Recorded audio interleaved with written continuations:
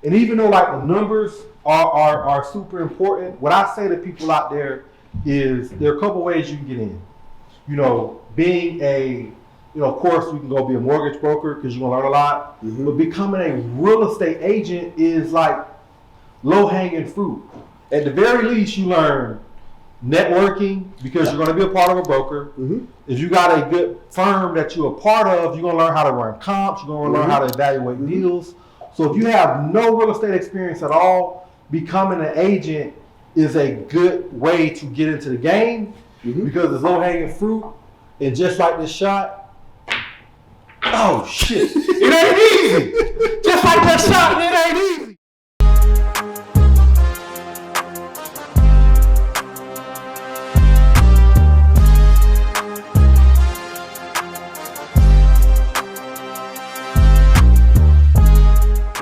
Welcome to On Cue with Geno J.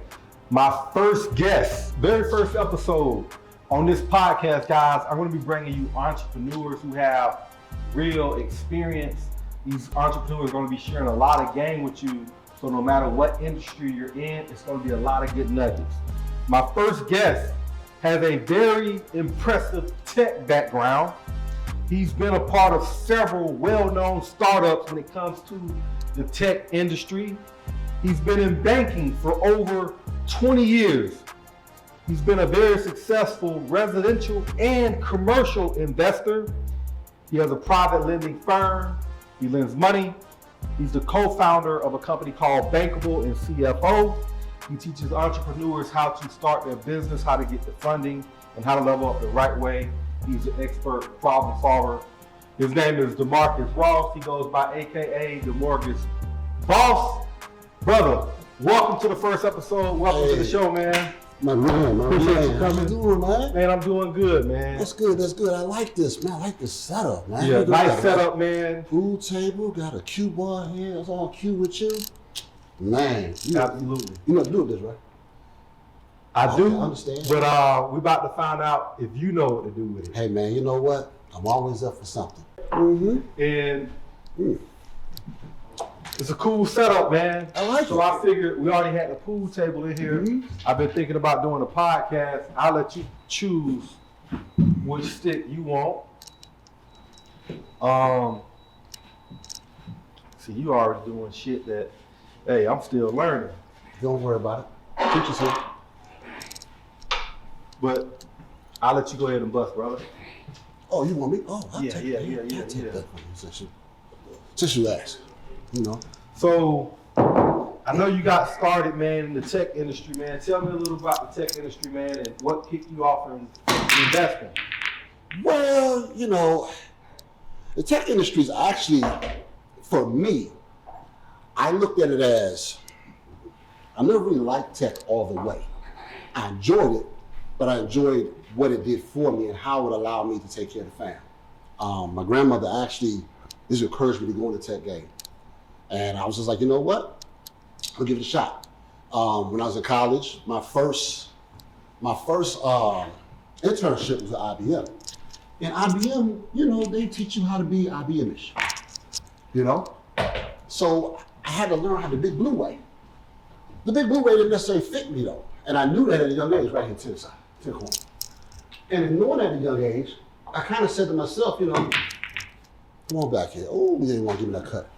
I said to myself that I want to make money, but I want to do it in a way that allows me to be in control. And that's what the tech game really did for me. It's helped me be in control of things. So that's how I really got in the game. That's what kept me in the game, because I was in control. So, what's one lesson or takeaway that was valuable to where you're at now in your career that you contribute to the tech industry? Doing business. You start off in tech, you start off at the ground floor. And from the ground floor, I learned how to write proposals, put together contracts, talk to customers, relate to people, and learn how the industry moved as far as money. In my accolades, you said I spent time in banking. Yes, I spent a long time in banking. And one of the companies that I dealt with was a trading company. Everybody knows E-Trade.com. And I never really paid attention. I really liked the channel CNBC. But when I got on E-Trade as an engineer and I had to sit in this room and design it and everything, I started watching CNBC. And watching CNBC, that's reality TV. I don't care what anybody says. You can talk about this and that and blah, blah, blah. You don't know what your world really like? Watch CNBC. You'll find out real fast if you got money or you ain't got no money. Just that simple. So in learning that in the tech game, I kind of took that to heart and branched that off into real estate, doing mortgages, things like that, and met a bunch of dope people along the way that had the same mindset as me. So that's what I did. Awesome, man. So got in the tech game, branched off into real estate. Tell me a little bit about your first deal and how you made that transition into real estate. Man, my first deal was I was at a company and I was sitting on the bench because as a consultant, you got what's called, if you're not on site, you got bench time. So sitting on the bench and I'm bored. And I was like, checks kept coming though, but I'm bored. So one day I just woke up and said, you know what, I'm gonna buy me a house. I'm gonna find a house and buy a house. So of course, me being 25, maybe 24, 25, I reached out to some people, my father and everybody gave me this advice and everything, and buy this house and buy a whole bunch of land and all this and all that. But what people didn't tell me was how much that stuff costs every month to keep. It's not about the buying a house, it's keeping it. Now I went out here and bought these acres of land and this house and everything, and I was looking at a condo at first. I really wanted a condo bad, but no, it's not to do that. So I did the house instead, and just being bored, sitting on the couch. And I never forget it, the lender asked me a question. He said, do you have a job? I said, why you ask me that? We'll ask for a document. You're here in 20 minutes giving us the document. Because back then, it wasn't like no real serious emails and nothing like that. It was in the 90s. So I just bring the document to you here. And you'll be like, wait a minute, you here again? Like, yeah, what you need? Do you have a job? Like, yeah, I got a job, yeah. So I did that. I did a 15-year loan. This is so funny you asked me this too. I did a 15-year mortgage, and it was a FHA mortgage, 15-year term. That was it, 8% interest. Man, that thing made me so much cash. I was happy with that, 15. Now that's one piece of advice I got that I'm thankful for. Instead of taking the 30, I took the 15. So when you took that 15, like for our viewers, what was some of the, I guess, advantages on the 15 versus just taking the 30? Well, a lot of people look at that 30 and they looking at like what their mortgage payments are going to be, and they'll take that 30 trying to get cheaper payments, because I'm sure that 15 the payments was a lot more on the 15, right? It was $100 more to be exact, $106 more. I'll never forget it. $106 more, and what I did was I said to myself, okay, I ain't going to the club next week. I just cut 1 week out going to the club. That's basically what I did, and I threw a part of the house. However, and as a lender, I tell people this all the time, it's about your plan. Always have a plan for when you're borrowing money. Don't borrow money without a plan. That's rule number 1, 2, 3, 4, 5. Don't borrow no money without a plan. 10 coin. Don't do that. Always have a plan of things you want to do. That's number 1 rule. 2, the 30-year for me, like I said, the cost, the payment was like $106 or something like that. It was something minuscule that I could literally just say, okay, well, this week right here, I just want to go to the club this week, And what it did for me was, in 5 years, I had so much equity built up that I could then say, I'm gonna go borrow some money from here and flip this money over here. And then that's how I started really flipping cash, was because I would borrow money against the house and put it over here, flip it, then pay it back, what have you. I think I refinanced that house probably 2 or 3 times. So you bring up a very good point, man. What's that? A lot of times people have the equity in the house and they want to sell it. Mm-hmm. What was the benefit of you borrowing money on it versus just selling the property outright? Because a lot of times you sell it, you can probably get more money than you can borrow on it. So there is a cap in most cases on what you can borrow, right? Yeah, there's a cap. But because of the 15-year mortgage, I was paying it down so quick that the cap and the property was appreciating because I got it for dirt cheap. I bought it in Douglasville, Georgia. I got it for dirt cheap. And it was appreciating so fast because it was still building up that it was almost like taking candy from a baby. But not everybody's gonna have that same situation. Some people are gonna buy in areas that they're loyal to. And sometimes loyalty is not the best policy as far as that goes. I mean, a lot of my buddies, they bought way out in Lithonia, they bought way over here, whatever. I was like, I'm going to Douglasville. Now, Douglasville? So crazy was, I wound up selling the house about 7 years ago, after I did a rehab, a serious rehab, sold the house. And while I'm doing a loan for a guy and a family whose house was 6 houses down from that one. And the appraised value came in at $310,000. I paid $85,000. Think about that. I did that loan. I seen that appraisal come in at $310,000. I almost shit a brick. I said, ain't no way. Then my neighbor, whose husband passed away, how I got wind of it, she sold her house and he paid $110,000. And she sold it, she gave it away at $278,000. 280. But at that point, you had already refinanced the house a few times. Yep. So you had already borrowed a lot of money against it. Sure did. So, was there room to refinance it again, or it just made sense at the time to sell it? Made sense time to sell it. Because again, I was in the middle of a rehab and I didn't want to do another rehab. So, every 5-6 years, you got to rehab everything. I just put a new HVAC in there. I just did new floors. I just did new garage doors. I just did a bunch of new stuff, new countertops. I did concrete countertops the first time. I never did that a day in my life. Concrete countertops. We did a kitchen, new appliances. That stuff that's a cost. Even though you're like, well, you know what, you ain't got nothing in the property but a couple of dollars, but I want all my chips and dip on the table. Give me this right here, that's 9. You gonna get some of these kids out the street, son, and you gonna keep this playing around with this.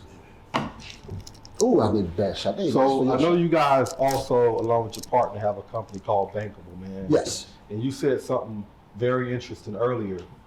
Don't borrow money unless you know what to do with it. That's correct. If you got an investor out there or an entrepreneur out there, they're looking to start a business, they're looking to get some type of funding.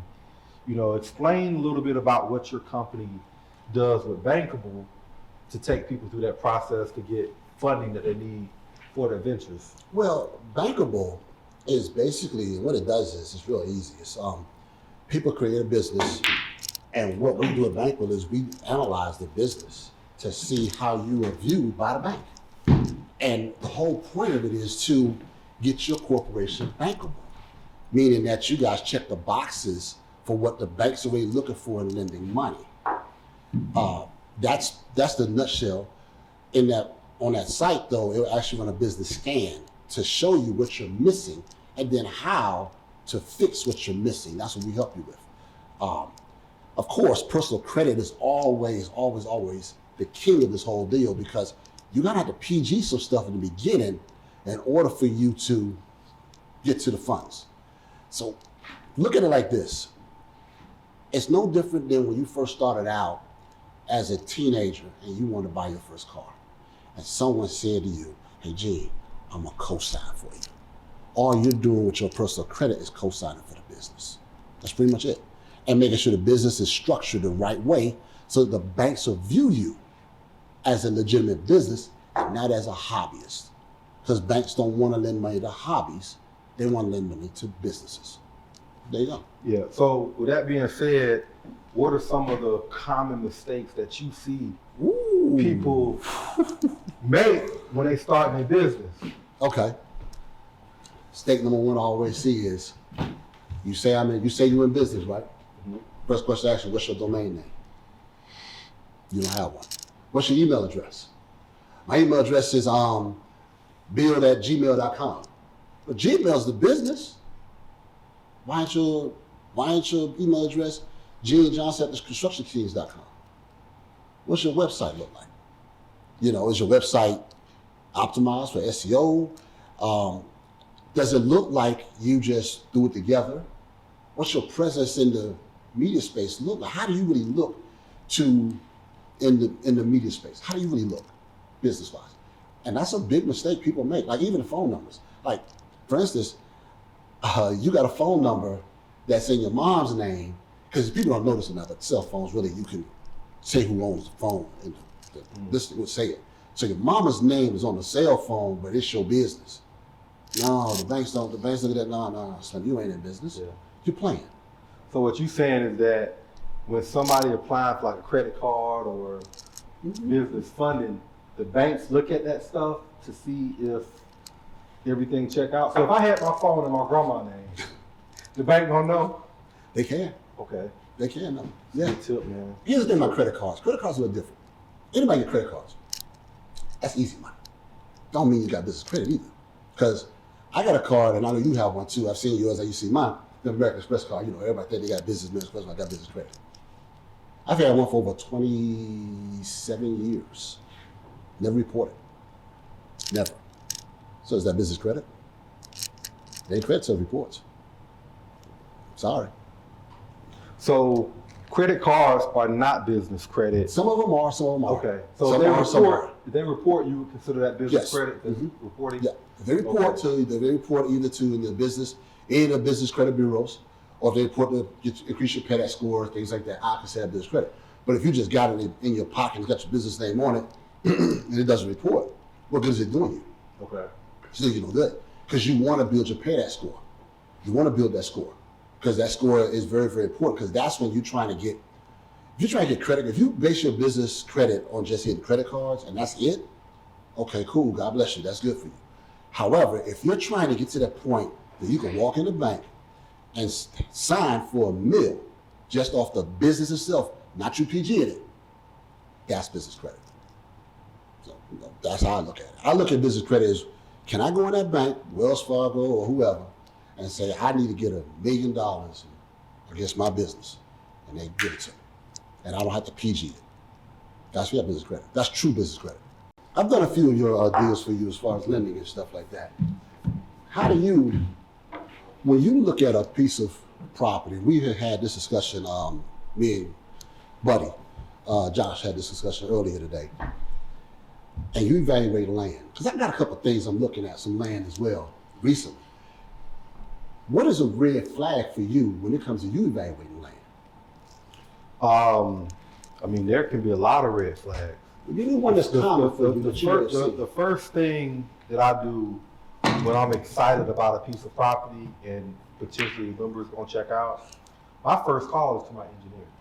Okay. And that conversation is pretty easy. Hey, I'm thinking about buying this property, I'm under contract. Take a look at it, and when you look at it, let me know what challenges you might see.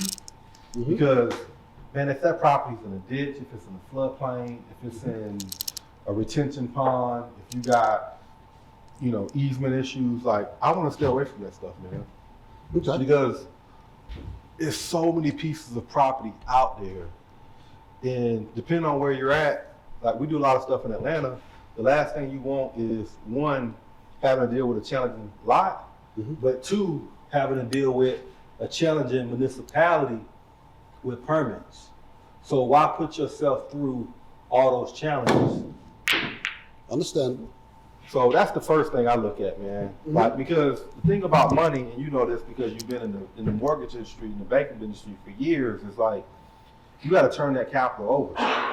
So if you got, let's just say, $50,000 or $100,000 to invest, the last thing you want to do is invest that 50 into a deal you're trying to develop, and you in it for 3 years, when you could have took that same 50 and turned it in 12 months. Makes a lot of sense. And that actually leads to what we do now, as far as a lender. I lend private as well as the regular Fannie, Freddie, FHA, VA, stuff like that, as well as commercial. But I also lend private as well.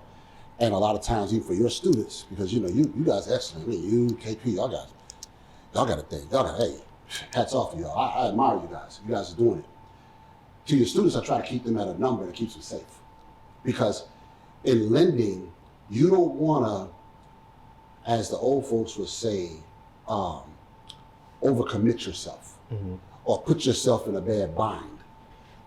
Whereas you were in 700,000 and the market retracts on you because the LIBOR index just basically went south, and now it retracts on you a little bit and you're tight and you got to get out. You know, a lot of times I think the biggest mistake people make is that they don't know their numbers. And you gotta know your numbers in the game. Like you just said, 50,000, 3 years, that's a bad deal. Because I don't want you to sit on $50,000 for 3 years and it turns you no money. Look at all the money you lost in that 50,000. In that 3 years for the $50,000, you lost a lot of money. It's more than 50,000, I can tell you that, you know. Man, I can eat that thing. A lot of time on social media, man, you know, you hear all the wins, you hear all the good shit. give me one either bad deal or horror story that you experienced, you know, in terms of real estate. I'll tell you one, I got a good one for you, and I ain't gonna use no names on this one because it's bad. And this joke couldn't build me a doghouse, and I'll leave it this, that right there. So, me and my lady, me and my wife, we is looking at building another house. And it's in the closing, I never forget this, the closing was in July. And I'm due to be in Miami to meet with another company to do some contract work with. And I'm hard set on this date in Miami. So we're going through these walkthroughs, and my wife, her dad is a builder. He's a concrete guy. So, and her cousin is a brick guy. They're from Crawford, Mississippi. Now, if anybody know any history, they understand who the brick guy is and understand who the best wide receiver walk the plane is her cousin. And I'll leave it at that. So he says, listen, take this roll of blue tape. Get your blue tape, get your notepad, and walk through the house. So you walk through. We ran out of tape. Wow. And ran out of notepad. So me, I'm kind of intelligent, a little bit intelligent. So I told my agent, I said, listen, you write me a 100% guarantee clause in my contract that I'll be 100% happy or I get all my money back. She said, really? I said, if he signs it, we good. If he don't sign it, we walk away. He signed it. No problem. We outside, we walked through and we done bit through this roll tape and everything and marked everything up. And I walked outside. This is where customer service is real big with me. I walked outside and there's a lady across the street. She comes running outside, she's screaming. She just closed that day and a pipe burst that afternoon. And he had a crew next door working on the house. And you know what he told, the builder told her? Call the 800 number. She had brand new furniture, they're getting soaked. Damn. Call the 800 number. She come running outside frantic. She don't know where to shut the water off at. I looked at him and said, hey man, you can at least shut the water off. That ain't my problem no more. Nah. I said, Mr. Major, hey man, exercise that 100% clause. Give my goddamn money back. Just like that. She was like, you for real? I said, hey, get my money back. I'm jumping on this flight. I'm going to Miami. I need my money back when I get back. I ain't whisper no more. He told me, you can't get your money back. I said, shit. Read the clause. Show me the clause. Full contract. Sure enough, 100%. I ain't satisfied. So that was a bad deal because it took all my time. Because I could have went somewhere else and did a better deal. I ever had a deal where it's, shoot. Oh man, I had a deal where and I learned this is a bad deal too. When you pay contractors, you don't need the contractor to get to know the tenant. I had a contractor get to know the tenant, and they started, saying, doing the thistle together. And this rascal turned against me. It's sexy. So he hitting her, they turned against me. Man, it cost me some money. I had to pull money out of my pocket to sell that one. Yeah, I couldn't believe that. I said, you're my contractor, I'm paying you. You side with the chick, because you hitting the chick. The chick come back at me for more money. Say, I need some money. Because if not, this, that. I said, what? And I know where she getting the information from. She getting it from the contractor. I said, I'll be there. Yeah, I got a drink on that one. Got me going back. Think about that money I gave away. So how much money you lost in that deal, man? 20,000 easily.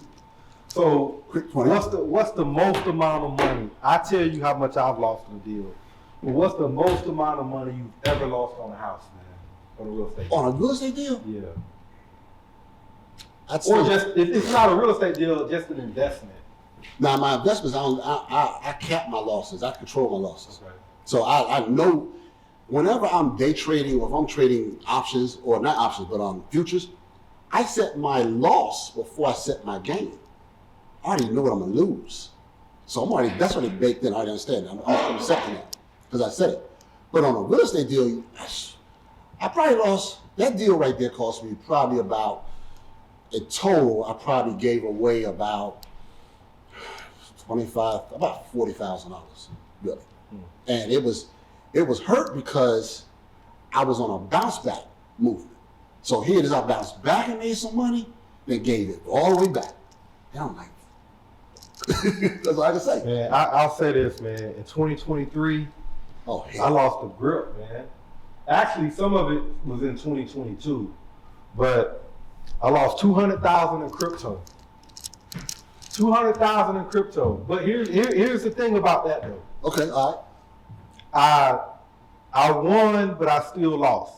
I won because I had like ADA Cardano. Mm-hmm. I bought that shit at $24.40 and 60 cents. Mm-hmm. I sold at $2.90, Mm-hmm. $2.80, $2.70. Mm-hmm.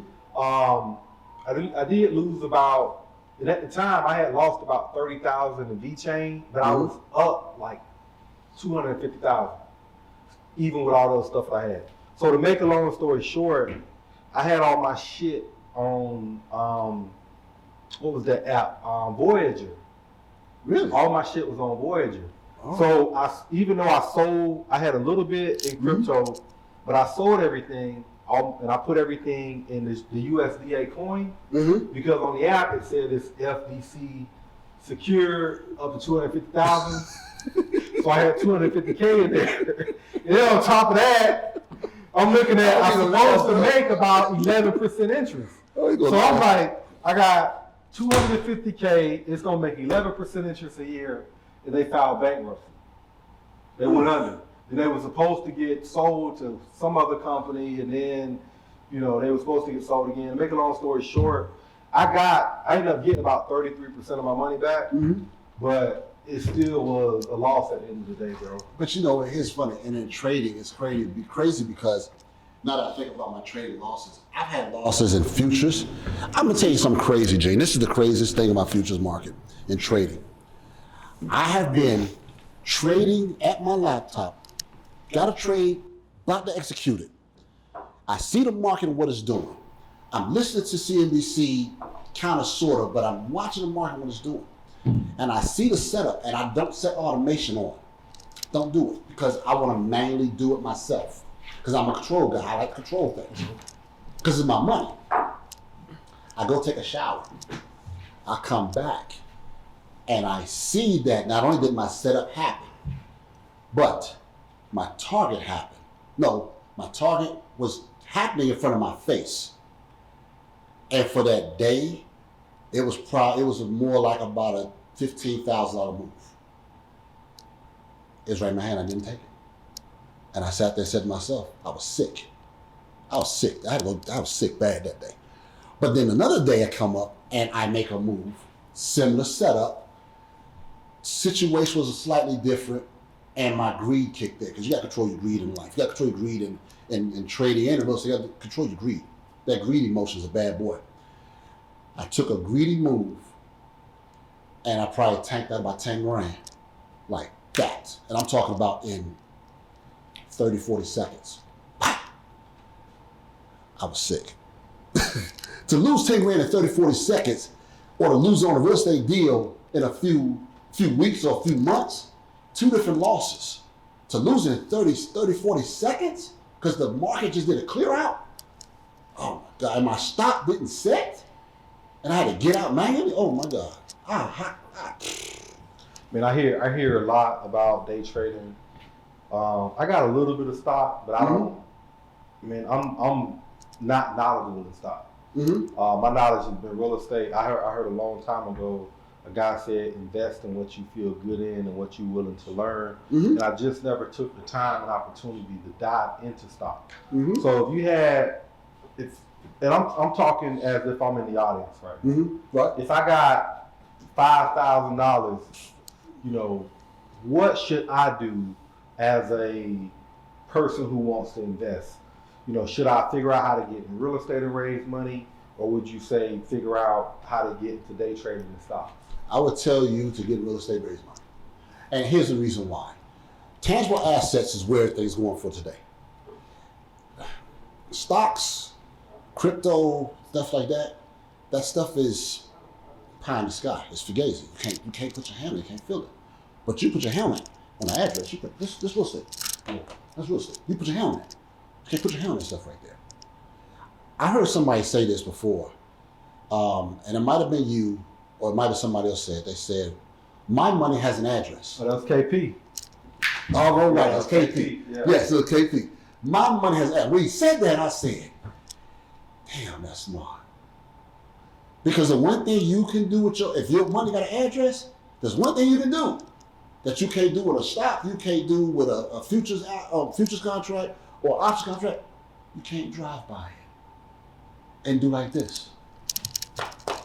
Yeah. But not only that, man, like my thing, you know, being in real estate, I just always felt like even though we can't control the market, there are some things you can do to get creative. Yes. Like with real estate, okay, yeah, you can rent it out traditionally. Mm-hmm. You can Airbnb that motherfucker. Mm-hmm. Like you can do improvements to increase the value. Mm-hmm. You can pad split it and rent the rooms out. Yeah. Like with stocks, if that motherfucker go down, it go down. Yeah. It ain't shit you can do about it. Nope. But with real estate, of course, we can't control the market, but you got different options. It's just like this building right here, man. Mm-hmm. Like we shooting a podcast in it right now. Mm-hmm. We can peer space it. You know, we can set up a room to charge somebody to come and shoot videos. Mm-hmm. You know, we can host an event and charge people. There's so many things that you can do with real estate, man. Real estate to me is a vehicle that ain't going nowhere. But, and as a lender, I say this to people all the time. I said, look, you're going to pay somebody to keep the rain off your head. It's up to you who you're going to pay. You're going to pay the bank, or you're going to pay the leasing agent. One way or the other, you got to pay somebody to keep rain off your head, because it's going to rain. And God knows you in Wisconsin, it's going to snow. Nobody wants to sit in the rain. Nobody, at least I don't know nobody wants to sit in the rain and be in the snow. Man, it's my shot or yours, man. Let's see. It might be my shot, but you know what? I'm gonna get this game over for you. Because I see right now. So what's the best way to get into real estate, man? Is it going out and buying a rental, or is it trying to own your own property that you live in as your primary residence? That's a trick question, because I've often heard people say this. 9 in the corner over there. Oh, that's the wrong corner.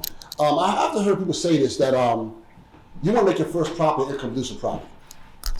I don't disagree with that, because if it's producing income for you, if it's going to produce income for you, why not capitalize on it? If you have the ability to do that, by all means, do it. There's nothing wrong with renting an apartment or renting anything.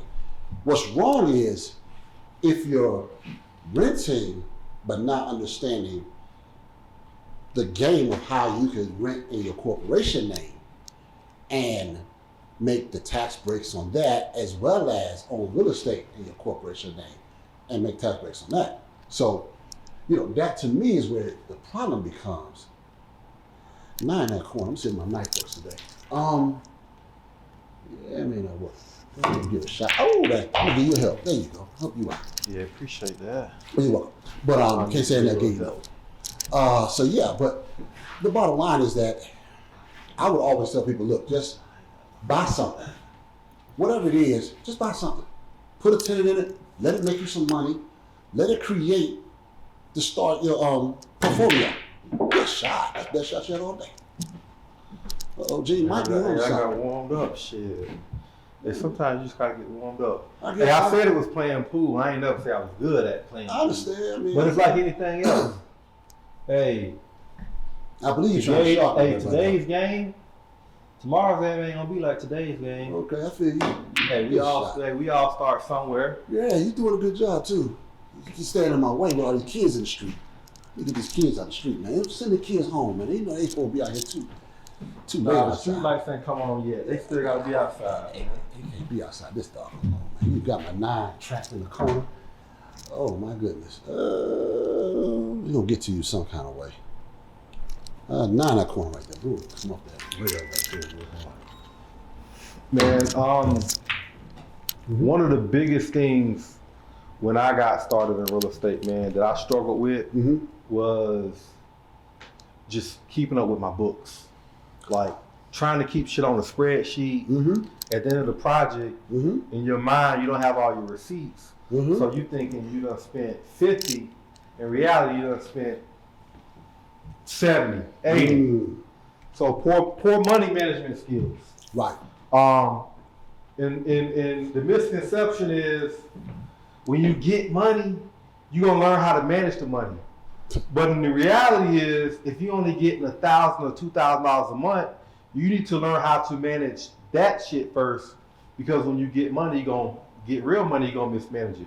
So I had to take some money management classes and educate myself on that.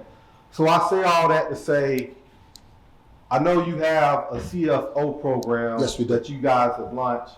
Tell me a little bit about that program, man, and how it can benefit, people that want to learn, how to manage business and money or whatever it is that y'all offer. Here's how we offer it. And actually for your students, G, we do this for nothing really. If they do the loan with us, if we want to do their construction loan, we will offer CFO services for them, okay? And the CFO service is real simple. We set up QuickBooks, we set up Live Plan, and we coach them on how to pay the bills through QuickBooks and how to manage the project. We already got their budget. We already got the budget. We already got the plans. We got the timelines. We got everything right there. We know what your draw schedule is. We already understand that. So we know, listen, you come to us for a draw. Okay, cool. The draw is for 80 grand or whatever. Let's say 40 grand, draw 40 grand. You're going to pay these people with the 40 grand. Okay? It's already outlined in QuickBooks. The invoices are already in the essential invoice. You're just paying them. It's categorized itself in QuickBooks. And we have Live Plan hooked in there, where Live Plan actually monitors the money and show you where you're at, where you're projecting to go. So therefore, there's not a time you can look in there and not know exactly where you are, on budget, where you're going. And if you're spending the money the right way, using the right credit cards we tell you to use, it's already tracked in QuickBooks as well.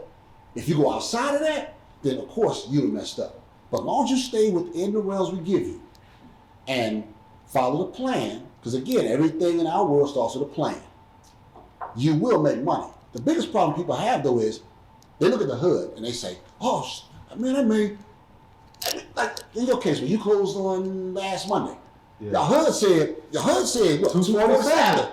247. A quarter meal. That's right. I said, in reality, we have a quarter meal. And I looked at the HUD. I seen the HUD before you seen the HUD. Yeah. And I saw it. I said, hey, that rascal made 247. However, I also see, okay, you gotta get there. You gotta get that. Yeah. So I said, okay, yep. Still did great. Yeah, we still did great. Yeah. But people don't understand that when you're in a hard money deal, for instance, you wasn't in one of those, but when you're in a hard money deal, those carrying cost payments, they got to come out of something. You got to back them out. Where you back them out of?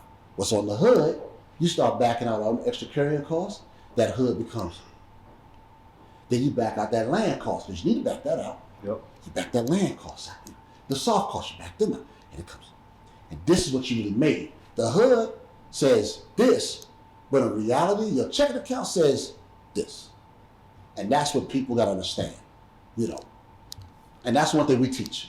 How to truly manage the money so you can make some money.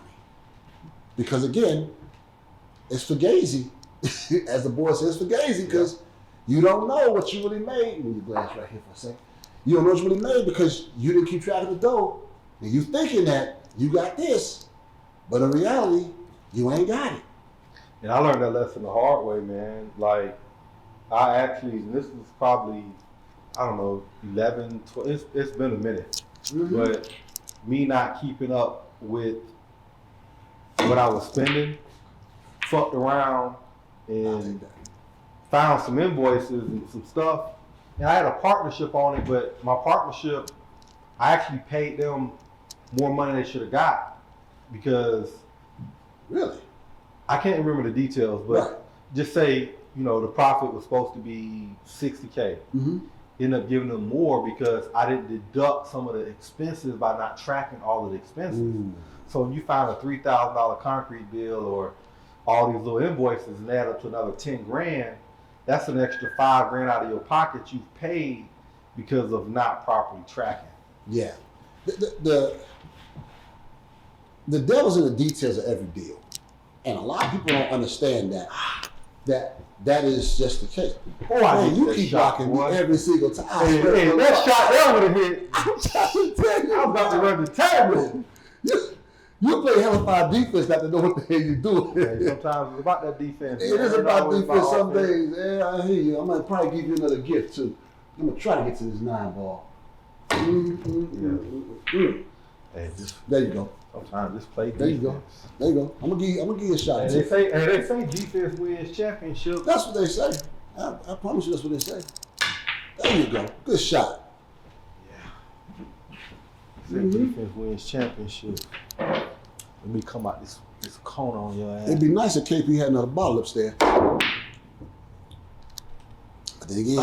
Shit. Ooh. Nah, you put me in a bad spot. That might have been your gift, man. That might have been your gift. That ain't no gift. That's terrible. That might have been your gift. But you said earlier, man, if you had the option on getting into day trading or real estate, you said real estate. Yes. And obviously your reasons why. But if you ain't got the money or necessarily the credit, how do you get into real estate without having any of those things? Easy. It's not hard. You got a family member with good credit? Use a credit partner. You don't have to listen. If you got a credit partner who's willing to partner with you in an LLC and go on an operating agreement and use their credit, you can get into real estate. It's not to say you can't. Somebody's had good credit. Let's say you had good credit, and let's say you got a auntie or uncle or somebody who has a 401k. 401k is turning about, let's be modest, 9%. Okay, you got a real estate deal sitting on the table that in 6 months going to turn 35-40%. All you need is 20 grand to get in. Let's say they got 100 grand in that account. They could pull 100 grand. They could pull a 20 grand out of that account or 25 grand account, just a 5 grand cushion, and bring it in to do the actual deal with their credit. And then you split out the money. They put it right back and forth, okay? Yeah. So there's ways of getting deals done. And that goes back to like education for real, bro. Because like, I understand that concept because I've been doing it for so long. Mm-hmm. But when I think about Gene in 2020, in 2007 with a 13-hour job, Mm-hmm. Couldn't pay my bills, living a paycheck. I couldn't imagine I wanted to be in real estate, but I couldn't imagine it would be that easy. Now I fast forward because I have the knowledge and the skill set. Like, I could lose everything tomorrow and know that I could go make money in real estate, because the market gonna go in cycles. Mm-hmm. So it's the skill level. So I say all that to say, it really goes back to the education. Because like you just said, you don't know how to recognize a good deal unless you have the education on if it's a good deal or not. That's correct. In terms of running comps, in terms of like evaluating properties. And even though like the numbers are super important, what I say to people out there is there are a couple ways you can get in. Being of course we can go be a mortgage broker because you're gonna learn a lot, but becoming a real estate agent is like low-hanging fruit. At the very least, you learn networking because you're going to be a part of a broker. Mm-hmm. If you got a good firm that you're a part of, you're going to learn how to run comps. You're going to learn how to evaluate deals. So if you have no real estate experience at all, becoming an agent is a good way to get into the game because it's low-hanging fruit. And just like this shot, Oh shit! It ain't easy. Just like that shot, it ain't easy. It look easy, but it's not easy. People look at that real estate license. That shot was thinking that, oh, I can work part-time and make $100,000 a year. Nah, your ass ain't gonna make $100,000 a year working part-time. Nah. It's a grind and a hustle, bro. It ain't easy. No, real estate, I'm gonna tell you. And what's so crazy was, I started getting a real estate license. I took the class, Metro Brokers. Started getting a real estate license. That's my first broker. Hey, because back then it was Metro Brokers, GMAC. Yes, I took the class and started a real estate license. And my mother was like, you gonna get your real estate license? And I was like, yeah, I'm gonna do it. But what happened was, I got on a project and couldn't get the free time to go take the test. So fast forward, me and Tim, Mr. Bootstrap Millionaire, Tim T. Mercer, we sitting around talking. And I said, yo, bro, man, look, we done did this together, Why don't we do a residential mortgage company together? You know what he told me? Ross, nah, man, show me the goddamn money. Hell no, I ain't doing that shit. Really? Nah, I ain't doing it. Nah. A year later, hey, Ross, what you doing? Well, you know what I'm doing. I'm doing this, these. Hey, man, go get your LO license, man. Come be a loan officer with me. Huh? I got a residential mortgage company now. Come help me out. Get your license. I asked you that a year ago, man. I had time. Now I ain't got time. So I had to move stuff around. Because that's my boy, that's my homie. We've been rocking each other for 20-some years. That's my man. Move stuff around. And they didn't tell me. This was like taking the bar. Man, I went in that class and took that thing, man. Took the class, took the test. First time I took it, I made a 74 out of 75. Wow, 1 point. 1 point. I was cussing mad. So you gotta wait 30 days to take it again. They make you wait 30 days to take it again. So just what happened, my appointment was 30 days later because they were backed up. I would have knocked it out the next time. It was still in the 80s or whatever, but I was still like, I understood, and that would make me understand that the way the industry is, there's 3, 4, 5 million real estate agents? A lot. There's only, listen to this now, listen to this. Damn many. Listen to this. There's only 100, when I got my license, there was 187,000 licensed loan officers in the country. That's it. Now, you say, well, the dudes working at Wells Fargo and Bank of America, they ain't gotta be licensed. You can go get a job there and work as a loan officer and don't have no license. They'll give you an MLS number, anybody get that.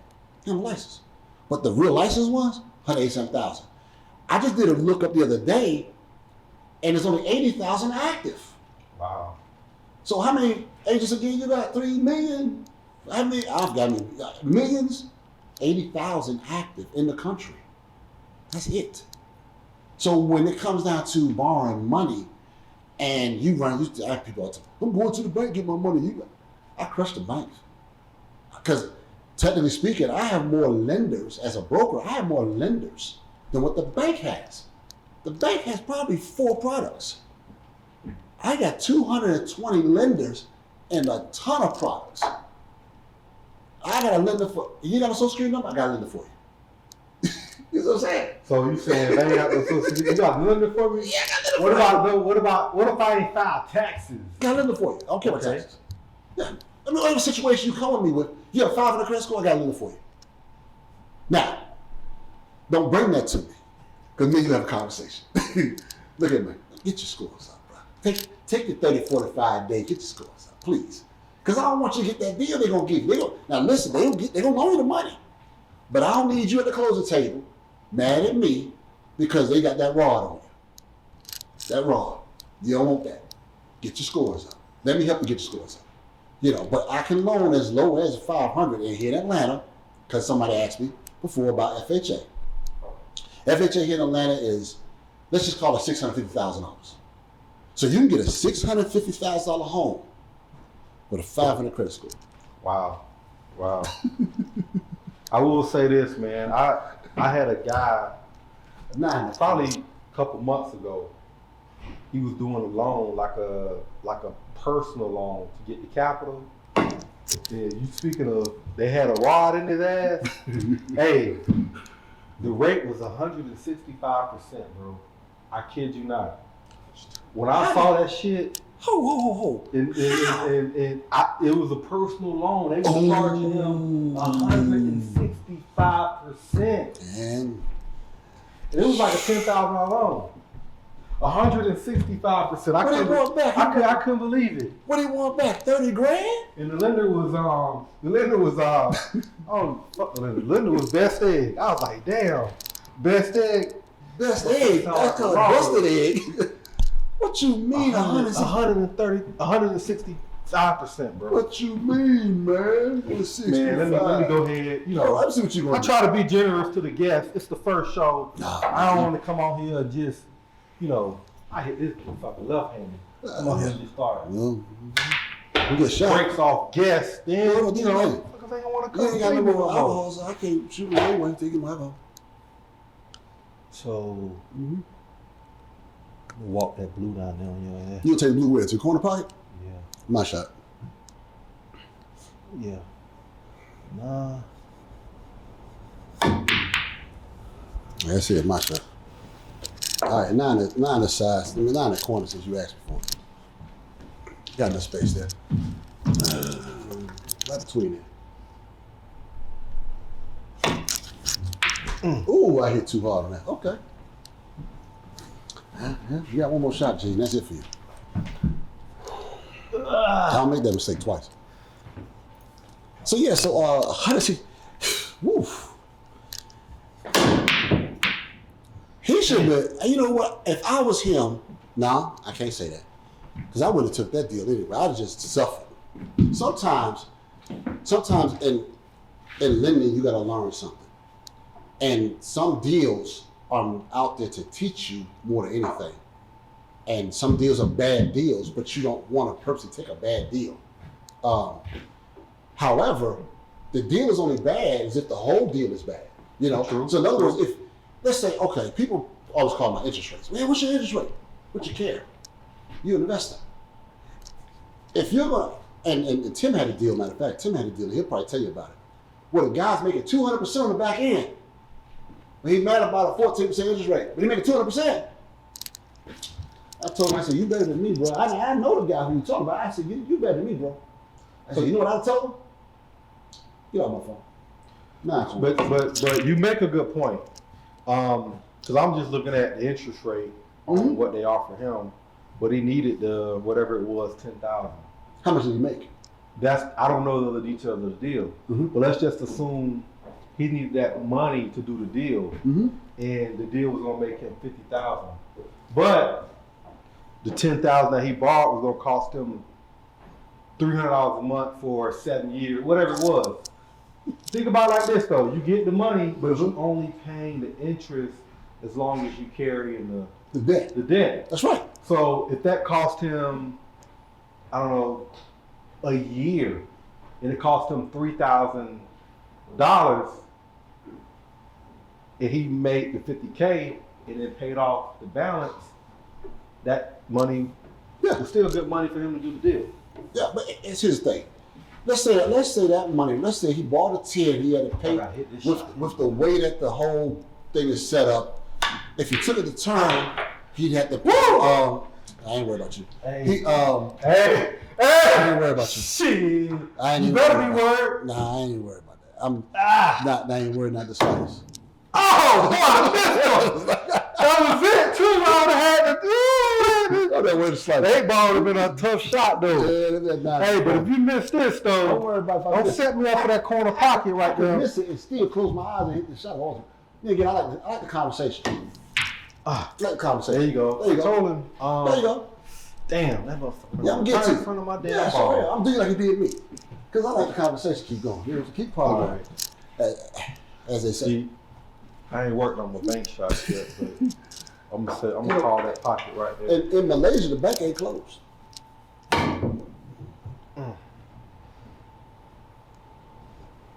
Yeah, so it's about the deal itself. Shit makes sense. It's gotta make it's about the deal. Not in that corner. It's about the deal. It's not about the rate is the rate. You know, the rate is the cost of doing business. That's really what it is. Marry the house and date the rate. Marry the deal and date the rate. Mm-hmm. Just what it costs doing business. I mean, at the end of the day, if the deal is going to make sense, if it's going to make you money that makes sense for you, it's a good deal. Good shot. That might be the best shot. That's the best shot you shot all day long. Oh, you up one. Now go on. Go on, scratch this 8-ball. Damn. Mm-hmm. I ain't got my angles right yet. I'm gonna say that pocket there, but you know what? You gonna bring back to that? Good shot. Yeah, great shot. You ain't got shit. Like you say, sometimes it's about defense. Yeah, you right. Sometimes it's about defense. Yeah, you is exactly right. It's about defense. Well. So what's your thoughts on the market moving forward, man? March 2024. What is looking like this year for real estate? I'll say it like this from the lending aspect. There's plenty of opportunity. Don't let the interest rate scare you. Just find the deal. Yes, inventories are low. And you guys are teaching people how to create inventory, which makes it even better. Look, if you can create inventory, the inventory is not low. No, Facts. It's not low. Facts. It's not right here. It's not low at all. It's actually better for you because you create your own inventory and you create the inventory the way you want it. You know? So therefore, with that being said, go ahead on and create your inventory. Create your inventory. Create your inventory and move it. Well, you're a dirty motherfucker. I try to be dirty. Shit. I try to be. You know, they call me All dirty right. beef. Man. Yeah, I'm gonna set you up real nice and smooth. So to me, the market is great. It's great, especially for your students. It's great. You guys got opportunities. They create their inventory. You set them, man. Even when you tell me about the whole play you guys do with the framers, I said to myself, I said, man, you know, man, you don't know how many conversations that sparked. As an LO, I'm like, as an investor, I'm like, hey, wait a minute. You may tell me you got a turnkey solution? Nine corner. Let me get you out of here. You get my money. Yes, sir. That's $1 million over anywhere. I don't know why I did it like that, but it's gonna go in there anyway. Me either. Oh, that's your shot right there, Jay. You got a good shot right there. I ain't got no elbow room. No, you gotta know how to shoot. Okay. That's your shot right there, Jay. Right there. That's a good shot right there. You should make that. Hell no. I messed that up for myself. You might win this game. Oh my goodness. Yeah, boy. Now, brick off the wall. Hey, you got to call CkT&x, get that back on it. No, I think it's gonna be a great year, man, bro. It's the election year, and I'm actually happy. Like we at where we're at, bro. I mean, inflation was too damn high. Everything going up, but I really feel like we can settle into. We ain't had like a normal market in a long time. No, it's either been way up, flat. I feel like we entering a situation where, you know, rates fucking end of this year, next year, like we can be in a position where they gonna hover at a steady rate and we get some steady growth. What do you think rates are? What do you think rates should hover at? In your opinion, as a builder, what do you think rates should hover at? I really think around that 5%, man. Because if rates are too low, property value gonna shoot up too fast. Property value gonna shoot up too fast. There's not enough inventory. Like that's correct. So if it's too high, it's like it got to be somewhere in the middle. Okay. Like it got to be. That's just my opinion. Like I could be wrong. I'm not a fucking economist, but I think 5% is a good rate. Because when I bought my house in 2008, I think I had like a 5% interest rate. Gosh, I don't know. 5.5. I don't know what it was, but that's just me. If it's too low, like you already see what's gonna happen if it's too low. It can't be too fucking high. I mean, you got to be. But the other thing is, I just looked at a report, bro. It's like a 9 million house shortage in America. Yeah. And the thing that people don't realize is that, like, in the last 10 years, we've built less houses than the previous 10 years. And then you think about the population growth. When I moved to Atlanta, it was fucking 4.5 million people. Now we probably, pushing over 6 in Metro Atlanta? Well over 6. So the population's still growing. That's why, like, me personally, I've seen the writing on the wall several years ago. Because as an investor, as a realtor, when Zillow got into the market, when Redfin, these fucking open doors start buying houses, what that did was that they sold up all that carpet and paint rehab. So that was off the pocket. So as an investor, your ass, if they was in your market like they was in Atlanta, so you had to learn how to do additions and other stuff or gut job rehabs to make money. And after I did a couple gut job rehabs, I was like, shit, I might as well start doing new construction. Yeah. So like, you just gotta look at like how technology has changed stuff, what's going on in the market, and make like, damn, I hit that. But make business decisions for your business on how you can evolve. Because one thing about it, bro, if you don't learn how to evolve in whatever industry you're in, your ass gonna be extinct. You better evolve or pivot or be extinct. You know, here's something funny. As a loan officer, a lot of LOs fell out the game because they couldn't pivot.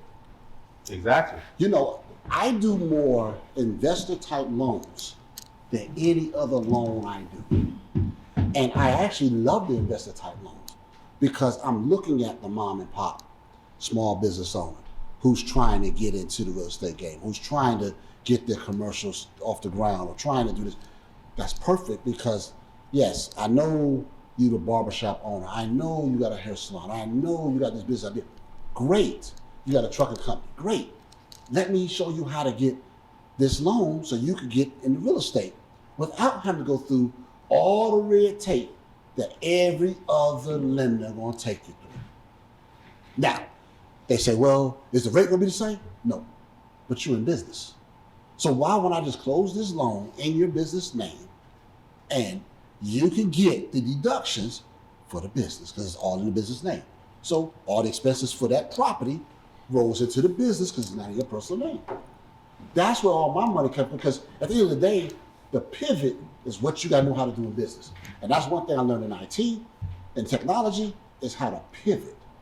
And I brought that over to the mortgage game. How to pivot and investing, how to pivot. You guys, your product that you guys have is so dope that even myself, when I'm watching you guys do your thing and I'm in the background watching, I'm thinking to myself like, yo, I learned something new again today. That was good, I'm writing it down. Because you guys are tackling a market and giving our education, and our community we don't have. We don't have it. Ain't nobody teaching new build. Nobody teaching it. Nobody. The number one thing I learned in real estate from my forefathers was buy a house, pay it off, one job, retire, die.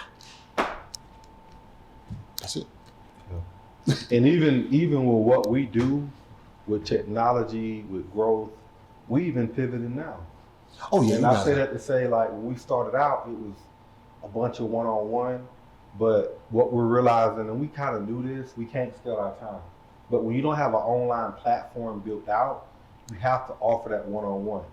Because when and you could probably attest to this, when you've been in the industry for so long, it becomes second nature.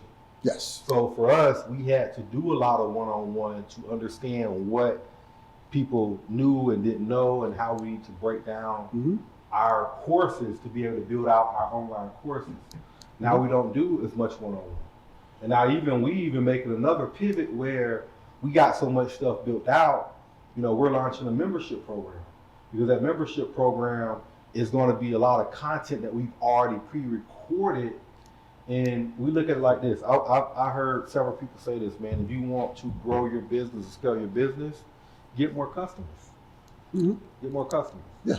And when I look at how we've been growing, and if we can reach 10,000 people versus only coaching 100 people a year, then that 10,000 people is going to be a way that we grow, but we can educate more people. So it's kind of a win-win. It's a lower price point, but it's an opportunity for us to scale and, of course, affect more people's lives by being able to get that information to them. Yeah, you know, that's dope. And I like what you guys are doing because here's the thing, as a lender, I can lend anywhere in the country. Especially private money, I can lend anywhere in the country. There's other certain products I can lend anywhere in the country. So to me, you throw me the customer, I look at the situation, I look at the numbers, hey, done deal, let's get it. That's it.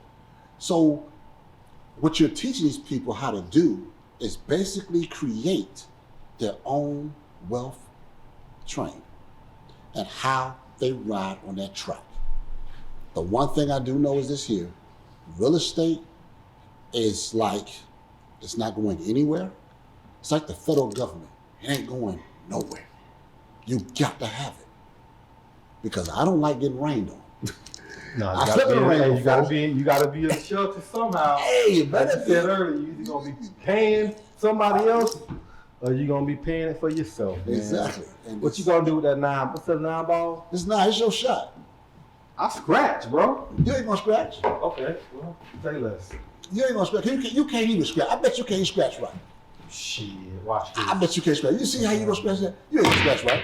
Shit. You ain't gonna scratch right. Shit, you not.